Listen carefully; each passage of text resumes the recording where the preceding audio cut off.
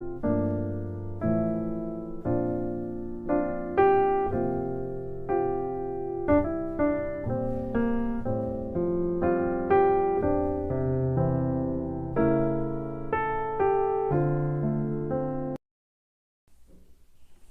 기도하심으로 오늘 피우다 시작하겠습니다. 하나님 감사합니다. 오늘도 말씀 앞에 우리를 불러주시고 주의 말씀으로 또 하루를 시작하게 하시니 감사합니다. 욥기 말씀이 조금 어려운 부분도 있고, 그것이 내용적으로 어렵든지 또 그것을 받아들이는 우리의 마음이 어렵든지, 주님 그 모든 어려움들을 우리가 피하지 않게 하시고, 그 어려움을 통해서 하나님께 나아갔던 욥의 마음이 무엇인지 우리가 오늘 말씀을 통해서 또 간접적으로 경험하고, 또 그 말씀 앞으로 온전히 달려나갈 수 있는 귀한 믿음이 되게 하여 주시옵소서. 감사합니다. 예수님 이름으로 기도드립니다. 아멘. 네, 오늘 저희가 함께 살펴볼 말씀은 욥기 7장 11절에서 21절까지 말씀입니다. 함께 살펴보겠습니다. 그런즉 내가 내 입을 금하지 아니하고 내 영혼의 아픔 때문에 말하며 내 마음의 괴로움 때문에 불평하리이다. 내가 바다니이까 바다 괴물이니이까 주께서 어찌하여 나를 지키시나이까. 혹시 내가 말하기를 내 잠자리가 나를 위로하고 내 침상이 내 수심을 풀리라 할 때에 주께서 꿈으로 나를 놀라게 하시고 환상으로 나를 두렵게 하시나이다. 이러므로 내 마음이 뼈를 깎는 고통을 겪느니 차라리 숨이 막히는 것과 죽는 것을 택하리이다. 내가 생명을 싫어하고 영원히 살기를 원하지 아니하오니 나를 놓으소서. 내 날은 헛것이니이다. 사람이 무엇이기에 주께서 그를 크게 만드사 그에게 마음을 두시고 아침마다 권징하시며 순간마다 단련하시나이까. 주께서 내게서 눈을 돌이키지 아니하시며 내가 침을 삼킬 동안에도 나를 놓지 아니하시기를 어느 때까지 하시리이까. 사람을 감찰하시는 이여 내가 범죄하였던들 주께 무슨 해가 되오리이까. 어찌하여 나를 당신의 관역으로 삼으셔서 내게 무거운 짐이 되게 하셨나이까. 주께서 어찌하여 내 허물을 사하여 주시지 아니하시며 내 죄악을 제거하여 버리지 아니하시나이까. 내가 이제 흙에 누우리니 주께서 나를 애써 찾으실지라도 내가 남아있지 아니하리이다. 아멘.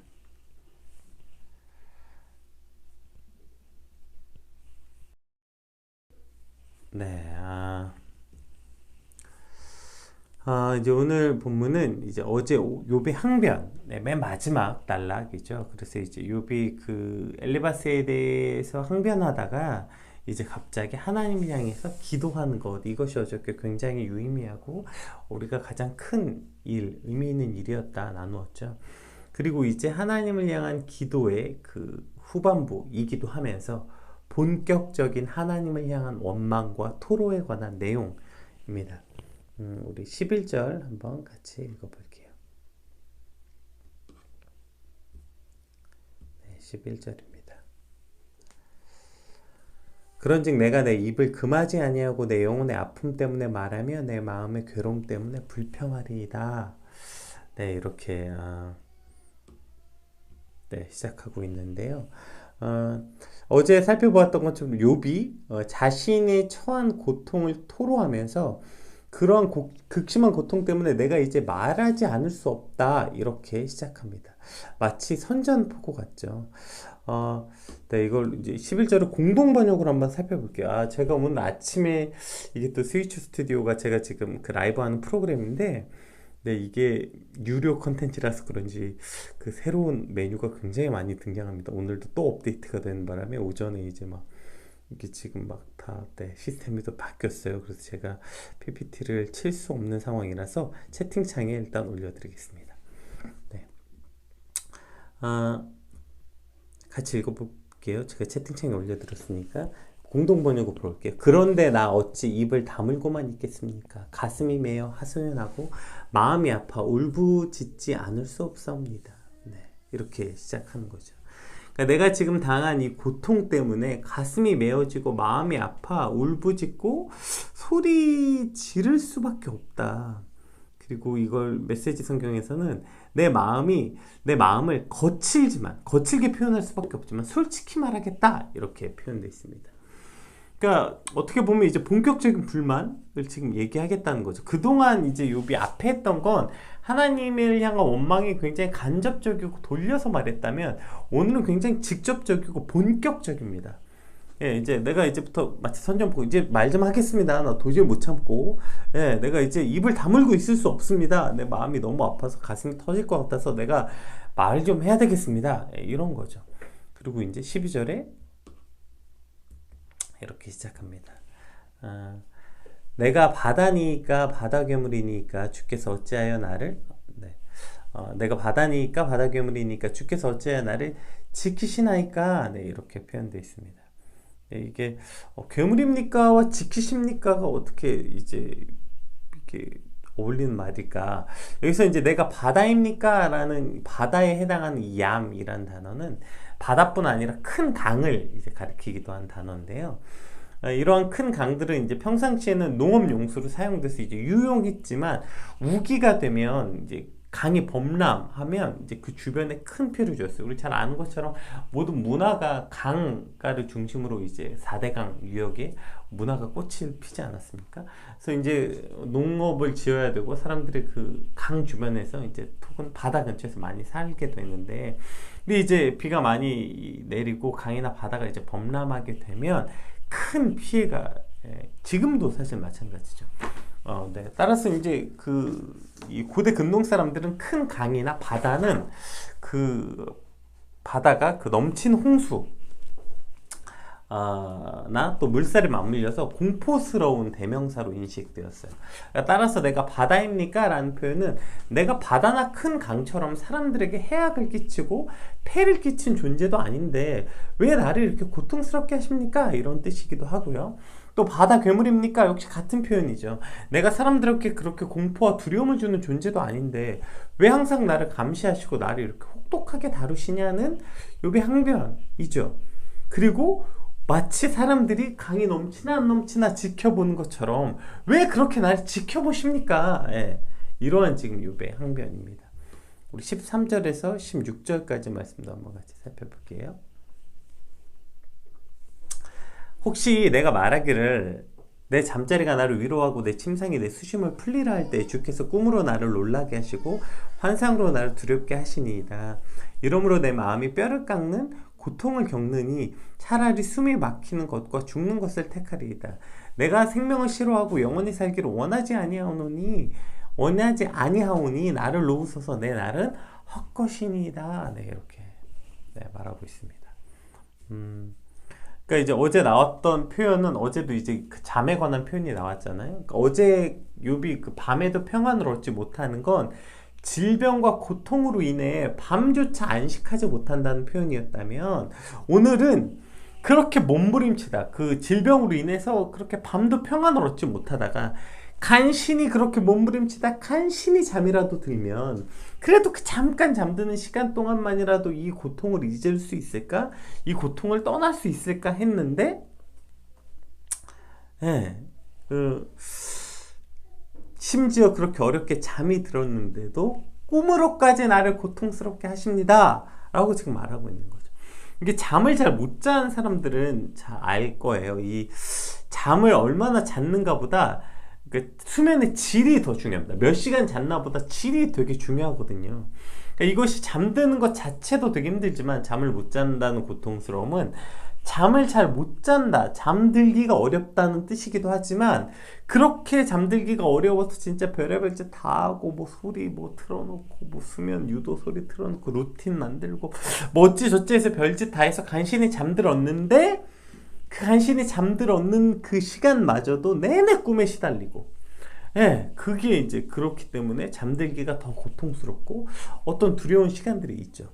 하물며 욥은 어떻겠어요? 우리가 한여름에 무슨 모기 천지에서 잠들어가지고 한 모기 10방만 물려도 밤새 그거 긁고 못 자고 그러잖아요. 하물며 욥은 피부에 구더기가 생기고 흙과 상처가 같이 굳어져서 그것이 피부가 되고 그것이 다시 터지고, 그러한 고통 때문에 잠을 잘 수가 없었는데 정말 그렇게 간신히 실신하듯 잠깐이라도 잠이 들었는데 그 잠마저도 그 악몽을 꾸는, 그 잠에서 꿈으로마저 고통스럽게 되는 이 고통스러움은 정말 아무것도 피할 곳이 없는 절망을 말하고 있는 거예요.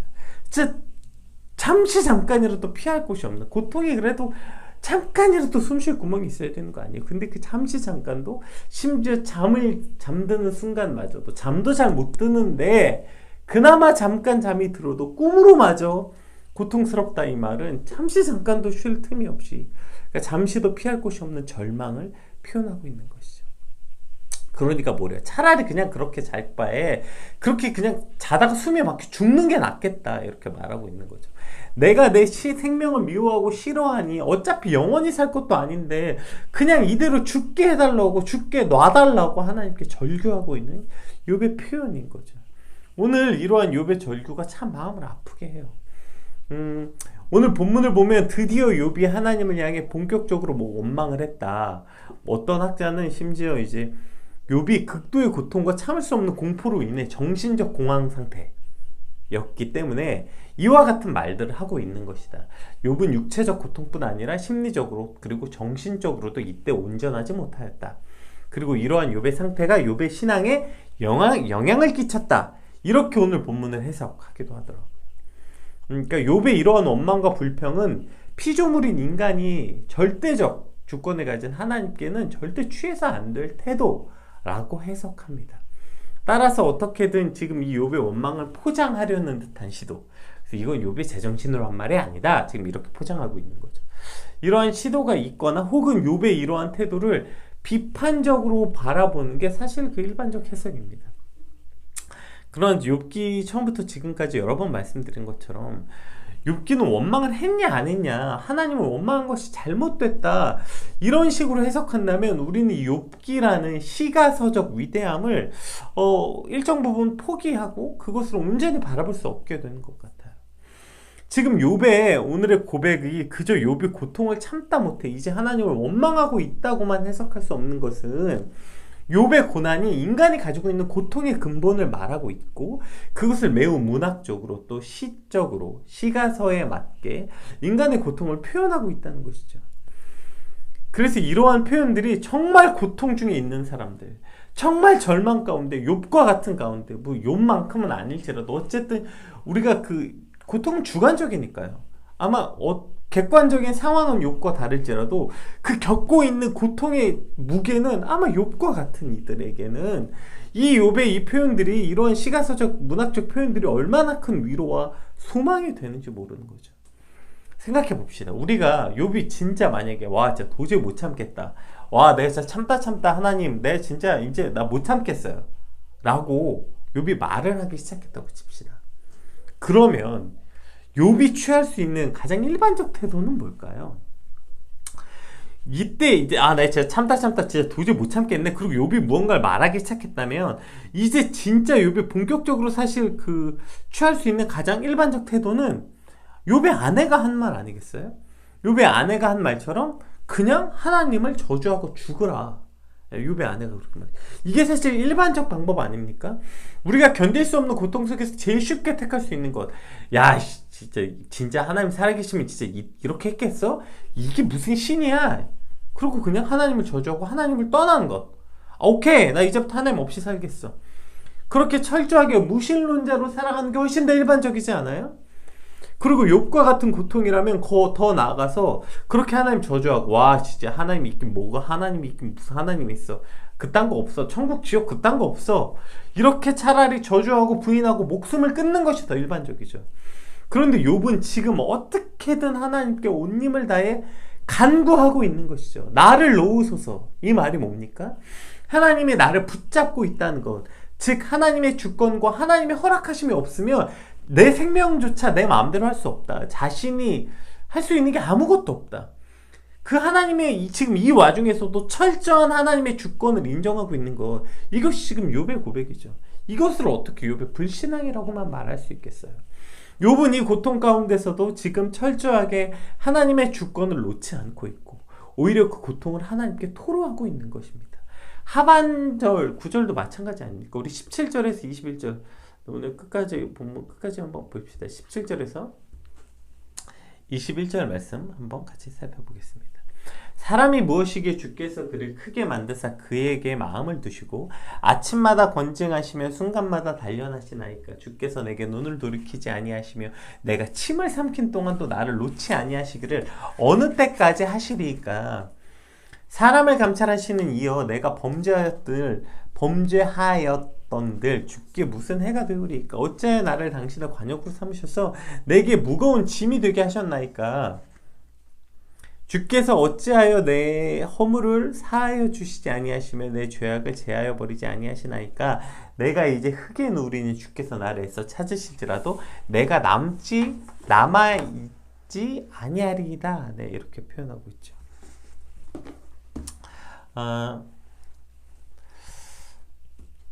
네, 그러니까 하나님이 제발 내게 시선을 좀 걷어달라 이런 말이죠. 지금 17절에서 21절을 보면, 그러니까 어떻게 침 삼키는 순간까지 나를, 내가 뭐라고 나한테서 이렇게 눈을 떼지 않으세요? 지금 뭐 이런 표현이죠. 그러니까 뭐 요즘 말로는 다 나가 뭐 이런 거죠. 아, 다 나가, 나 혼자 있게. 제발 나한테 신경 좀 꺼주세요, 이런 말이죠. 이 말도 보세요. 제일 간단한 방법은 뭡니까? 뭐 하나님한테 자기한테 신경을 꺼달라고 부탁을 해요. 자기가 끄면 되죠. 욥이 하나님께 관심을 끄면 되잖아요. 그냥 속 시원하게 하나님 욕하고 부정하고 아이 각퇴하고 돌아서면 그만 아닙니까? 욥이 하나님께 시선을 거두면 되는데 욥이 끝까지 뭐라고 말하고 있는 거야? 하나님 제게 시선을 좀 거두어 달라고, 이렇게까지 저한테 집중하지 말아 달라고 얘기하고 있는 거 뭐예요? 하나님이 내게 이렇게 집중하고 있다, 하나님이 내게 시선을 두고 계신다, 이 확신에 차서 말하고 있는 거 아닙니까? 그런데 끝까지 하나님을 붙잡고 하나님이 자신을 향해 이와 같이 관심을 두고 붙잡고 계심을 확신하고 지금 욥은 고백하고 있는 거죠. 내가 죄를 지었다 하는데 그것이 하나님의 거룩함을 조금이라도 훼손할 수 있습니까? 근데 뭐 이렇게까지 저한테 하십니까? 맨 뒤에 보면 마지막 구절에 이렇게 나오죠. 주께서 나를 애써 찾으실지라도 그때는 내가 남아있지 않겠다. 이 말은 하나님이 나를 찾으실 때 이미 그때 나는 고난 중에 노가 없어지겠다, 이런 표현이겠지만 뭐 핵심이 뭡니까? 하나님이 애써 나를 언젠가 찾으실 거라는 확신과 소망이 있는 거죠.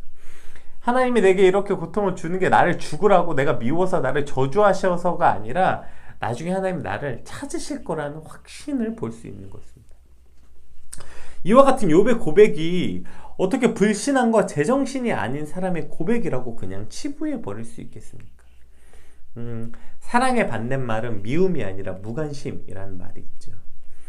이 정도 되면 하나님 존재 자체를 부정하는 쪽으로 가는 것이 사실은 더 일반적입니다. 그런데 욥은 원망하지만 끝까지 하나님 손에 이 일이 있음을 고백하고 있어요. 이 일이, 이 모든 내가 당하고 있는 고난의 모든 것이 하나님 손에 있고 하나님의 섭리 가운데 있는 걸 확신하고 있는 겁니다. 그러니까 그것이 욥 자체에게 받아들일 수 있고 이해할 수 있고 그것을 용납할 수 있는 것과는 다른 차원이 있지만, 그러나 하나님 손에 있다는 것을 욥은 부정할 수가 없는 거예요. 그냥 됐어, 집어치워, 이게 사실 쉽지 않아요. 그런데 끝까지 붙잡고 있는 게 훨씬 더 어렵지 않아요? 그래도 하나님이 이 끝까지 고통을 주관하고 있다는 사실을 잊지 않고 있고, 그래서 오늘 이렇게 하나님을 원망하기도 하고 하나님께 자신의 말을 다 토로하는 것 아닙니까? 이따 하반절에도 살펴보겠지만 사실 예수님의 겟세마네 기도도 사실 욥의 기도와 매우 흡사하지 않아요? 아니, 하나님께 이렇게 말하지 않으면 누구한테 가서 내 마음을 솔직하게 이렇게 다 말합니까? 하나님께 내가 내 마음을 감히 어떻게 절대자인 하나님께 이렇게 말합니까? 라고 말하면, 아니 그럼 우리는 누구한테 가서 말합니까? 누구한테 가서? 그리고 하나님이 이미 내 중심을 감찰하신 하나님인데 내가 입술로 고백하지 않으면 하나님은 모르십니까? 이미 내 마음과 내 생각은 하나님께 다 올려지는데 우리가 하나님 앞에 무엇을 숨길 수 있겠습니까? 오히려 더 중요한 것은 그 어떠한 고난 가운데 고통 가운데 있더라도 지금 이것이 하나님의 주권 아래에 있다는 것, 하나님의 나를 향한 시선과 관심을 거두지 않고 있다는 것. 물론 오늘 욥은 그것이 고통스럽다고 말하고 있으면서 어쨌든 그 하나님의 시선과 관심을 내게 좀 돌려달라고 말하고 있지만 욥은 이것을 조금도 의심하지 않아요. 이것이야말로 고통과 고난 가운데 우리가 버틸 수 있는 오히려 믿음 아닐까요? 그 이유는 알 수 없지만 왜 내가 이런 고통을 당해야 되는지, 왜 내가 이런 고난 가운데 있는지는 이해할 수 없지만 적어도 하나님의 주권과 섭리 안에 있다는 믿음, 그것만은 절대로 부인되어지거나 잊혀지지 않는, 이것이 욥의 믿음이었고 이것이 신앙이었다는 거죠. 우리가 신앙생활 하다 보면 하나님 만났다, 그래서 뭐 굉장한 체험을 했다, 이러한 사람들이 이제 종종 자주 봅니다. 여기저기서 간증도 하고 다니고요. 뭐 하나님 한번 만났다고 뭐 그 전에 뭐 무슨 뭐 이런 표현 많이 하죠. 뭐 하나님 만나고 났더니 막 술맛이 똥맛이 되었고, 뭐 그 전에 보던 책들이 막 다 쓰레기같이 익혀지고, 뭐 어쨌든 뭐 세상이 하루아침에 바뀌었다, 이렇게 간증하는 많은 사람들을 봅니다. 그래서 뭐 이제 내 인생이 완전히 바뀌었다 말하지만 얼마 후에 보면 또 넘어져 있고, 뭐 또 교도소 가 있고, 뭐 그 뒤에 보면 하나님 완전히 부정하고 있는 사람들을 우리가 사실 뭐 종종 꽤 많이 볼 수 있습니다. 그런데 뭐 그러한 대단한 간증거리 하나 없지만, 뭐 내 삶을 진짜 뭐 갑자기 막 어마어마한 드라마틱한 반증에 대해서 간증거리 하나 없지만, 아무리 힘들어도, 아무리 고통스러워도 하나님으로부터 돌아설 수 없고 하나님을 부인할 수 없는 신앙, 어쩌면 그것이 더 진짜 믿음에 가까운 믿음이 아닐까요? 어쩌면 그것이 더 진짜 신앙에 가깝지 않을까요? 제가 PK 사역하고 있는 사람이니까 저희가 이제 한번 단기 선교로 한 30명 정도가 이제 단기 선교 간 적이 있는데, 그때 이제 거기 한 보름 정도 가 있으면서 거기에 선교사님이 그런 얘기 하셨어요. 너희가, 그러니까 사실 PK들이 이제 아실지 모르겠지만 또 우리가 엄청 되게 믿음 있어 보이는 스타일은 또 아니잖아요. 네, 이제 그렇게 남들 보기엔 니네가 되게 막 그렇게 보일지 모르겠지만, 내가 너희 안에 절대로 이제 말세가 돼서 정말 사람들이 와서 너 죽을래? 하나님 믿을래? 라고 말할 때 목숨 걸고 하나님을 부인할 수 없는 사람들은 오히려 너희들이라는 확신이 있다 라고 말씀하셨던 것도 이런 맥락이었어요. 무슨 대단한 열정, 막 어마어마한 막 뜨거운 뭐 신앙처럼 보이지 않을지라도, 그러나 이 모든 주관자와 섭리가 하나님이시라는 걸 절대로 부정할 수 없는 믿음, 이것이 지금 욥에게 있는 것이고 이것이 사실 우리 안에도 있는 것이죠. 그렇다면 이것이 우리를 진짜 고통 가운데서 우리를 지키고 우리를 붙잡아주는 믿음이 되는 것입니다. 뭐 대단한 어마어마한 어떠한 신앙의 간증은 없을지라도, 그러나 절대로 부인되어지지 않는 하나님의 주권과 섭리, 내 인생에 일어난 이 모든 일이 이해할 수 없고 용납할 수 없어서 때로 하나님이 밉기도 하고, 정말 하나님이 왜 이러시는지 알 수 없어서 내가 진짜 말 좀 합시다, 오늘 욥처럼 도대체 내가 뭐라고 이렇게까지 하세요? 왜 나를 하나님의 원수처럼, 마치 나를 화살에 관역으로 삼으셔서 화살을 쏘는 것처럼 왜 내게 이러십니까? 라고 토로할지언정, 그러나 하나님을 부인하거나 이 모든 것이 하나님의 섭리를 떠났다고는 절대로 상상할 수 없는, 이것이 우리를 이 고통 가운데서, 절망 가운데서도 절대로 하나님께서 돌이키지 않는 믿음과 신앙이 될 수 있고, 그리고 그런 신앙이 있음에 그것을 우리가 너무 하찮게 여길 수 없는 것이죠. 그 믿음을 우리가 종자 믿음으로 삼아서 우리의 믿음을 더욱더 고취시킬 수 있는 것입니다. 오늘 이러한 또 이야기 중에 오늘 지금 뒤에 17절, 사람이 무엇이기에 주께서 그를 크게 만드사 그의 마음에 두시고 아침마다 권징하시며 순간마다 단련하시나이까, 이거 많이 본 고백 아닙니까? 이거 어디서 많이 보던 거 아니에요? 이거 같이 한번 볼까요? 제가 칠 수는 없어서 그냥 실시간으로 보여드릴게요. 이게 잘 보이시려는지 한번, 제가 최대한 한번 잘 보실 수 있도록 해볼게요. 이거 시편 8편에 나온 말씀. 여호와 우리 주여, 주의 이름이 온 땅에 어찌 그리 아름다운지요. 주의 영광이 하늘을 덮었나이다. 주의 대적으로 말미암아 어린 아이들과 젖먹이들과 입에 권능을 세우시며 이는 원수들과 보복자들을 잠잠케 하시니이다. 주의 손가락으로 만드신 주의 하늘과 주께서 베풀어진 달과 별을 보으니, 사람이 무엇이기에, 이거 우리가 잘 본 거죠. 사람이 무엇이기에 그를 생각하시며 인자가 무엇이기에 주께서 그를 돌보시나이까. 그를 하나님보다 조금 못하게 하시고 영화와 종교로 관을 씌우셨나이다.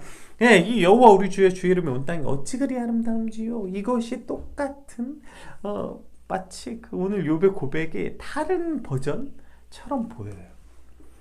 이것이 그러니까 하나님의 관심이 욥에게는 이렇게 고통스럽고 부담스러운 것이었으나 다윗에게는 그것이 하나님의 놀라운 은혜와 사랑처럼 느껴진 것이죠.